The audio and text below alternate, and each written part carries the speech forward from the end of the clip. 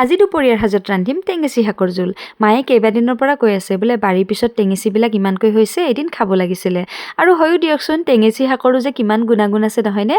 আনফালে এয়া ধুই পখালি শাকখিনি গৰম পানীত বহাই দিয়াৰ লগে লগে এইখিনি একদম সিজিয়ে গৈছে। মানে ইয়াৰ সিঠাখিনি ডালবিলাক একদমেই ব্যৱহাৰ নকৰোঁ, সেইবিলাক পেলাই দিম আৰু কেৱল মানে পানীখিনিহে ব্যৱহাৰ কৰিম। আনফালে মই লৈছোঁ কেইবা প্ৰকাৰৰ বুট মগু, এইবিলাক উলিয়াই লৈছোঁ ফ্ৰিজৰ পৰা দেই, কেইবাদিনৰ পৰা আছিলে।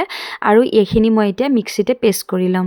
আৰু তাৰ বাবে মই তাত দিছোঁ আদা অলপ বেছিকৈ দিছোঁ যিহেতু নহৰু ব্যৱহাৰ নকৰোঁ। লগত দিছোঁ কেঁচা জলকীয়া আৰু নিমখ, বাছ আৰু ইয়াতে একো নিদিওঁ। আনফালে মায়ে মোক ৰেডি কৰি দিছে টেঙেচি শাকৰ পানীখিনি। মোৰ এইফালে আকৌ এই বুটখিনি বতাও হৈ গ'ল আৰু এইখিনি এতিয়া মই ভাজি ল'ম। মানে সেয়া বৰা ভাজি ল'ম। কেৰাহীত তেল দিছোঁ, কেৰাহীখন গৰম হোৱাৰ পিছত দেই তেল দিছোঁ, মিঠাতেল, আৰু ইয়াতে এতিয়া দিছোঁ মই এই বটি ৰখা বুট মগুৰ পেষ্টটো। আৰু ইয়াৰে ধুনীয়াকৈ বৰাবিলাক ভাজি ল'ম সৰু সৰুকৈ। আৰু এয়া দেখিছেনে পানীখিনি পূৰা ৰেডি হৈ আছে। এই আঞ্জাখন যে অতি সহজতে বনাব পাৰি, মানে খুব কম সময়তে, আৰু ভালো লাগে। সদায় মানে দাইল ভাজি খাই থকা যায় ন, কেতিয়াবা অকণমান মানে বেলেগ ধৰণে খালেও কেতিয়াবা দুপৰীয়াৰ সাজটো ভাল লাগে। আৰু দুপৰীয়াই যিহেতু টেঙাবিলাক খোৱা হয় নহয়নে, ৰাতিটো আৰু টেঙা চেঙা তেনেকৈ খোৱা নহয়। আৰু এয়া দেখিছেনে মোৰ এইখিনি ভাজা হৈ গ'ল। আৰু এবাৰ অৱশ্যে ভাজিব লাগিব, মানে আৰু অলপ আছে। আৰু এইখিনি পূৰা মচমচীয়াকৈ ভাজিব দেই।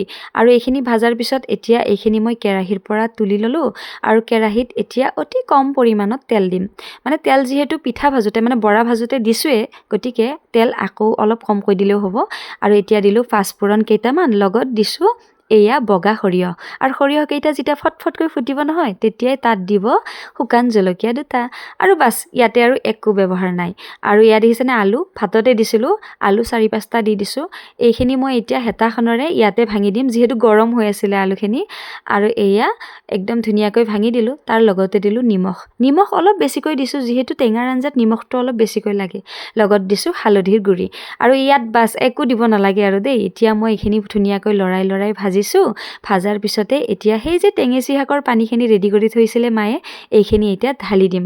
আৰু ইয়াতে আৰু একো নাই, কেৱল ঢাকনি এখন লগাই দিম। আৰু উতলাৰ পিছতে আমাৰ মানে বাকীখিনি আমি কৰিম দেই। এতিয়া উতলিবলৈ দিছোঁ। লগত আকৌ আছিলে কলডিলৰ ভাজি, সেইখিনিও বাৰু যোজা কৰি আছোঁ আনফালে। লগতে এবাৰ চালোঁ নাই, উতলা নাই। আনফালে এইবাৰ চাওঁ যে একদম ফকফককৈ উতল আহিছে আঞ্জাখন। আৰু এতিয়া মই ইয়াতে দি দিম এই বৰাখিনি, মানে গোটেইখিনি নিদিওঁ দিয়কচোন, যিখিনি লাগে সেইখিনি দি দিব। আৰু এইখন আঞ্জা যে মাছেৰে বনালেও খুব সোৱাদ হয় নহয়নে। আৰু মাছ নহ'লেও কেতিয়াবা আকৌ এনেকৈও খাব পাৰি, আমি এনেকৈ প্ৰায় খাওঁ।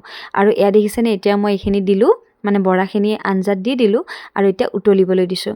2 মিনিটমান উতলাৰ পিছতে এইখন একদম পূৰা ৰেডি হৈয়ে গৈছে এই আঞ্জাখন।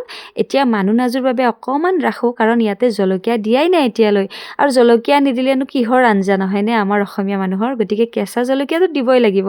এতিয়া দিলোঁ জলকীয়া। এতিয়া আকৌ দিম ঢাকনিখন লগাই, মানে 1 মিনিটৰ কাৰণে ঢাকনিখন লগাই দিম। আৰু এই আঞ্জাখন যে একদমেই ৰেডি হৈ গ'ল। খুব কম সময়তে বনাব পাৰি। আৰু যিসকলে মানে বনাই খায় তেওঁলোকেতো জানে, যিসকলে বনাই খোৱা নাই এতিয়ালৈ আপোনালোকে খাব দেই। এই ছিজনটোত যে টেঙেচিবিলাক খুব হৈছে, মানে বৰষুণ পৰাৰ লগে লগে বহুত হৈছে ন চাৰিওফালে, গতিকে খাবই খাব। ৰ'ব অকণমান টেষ্ট কৰি চাওঁ ৰ'বকচোন কেনেকুৱা হৈছে। খুব ধুনীয়া হৈছে জানেনে খাবলৈ।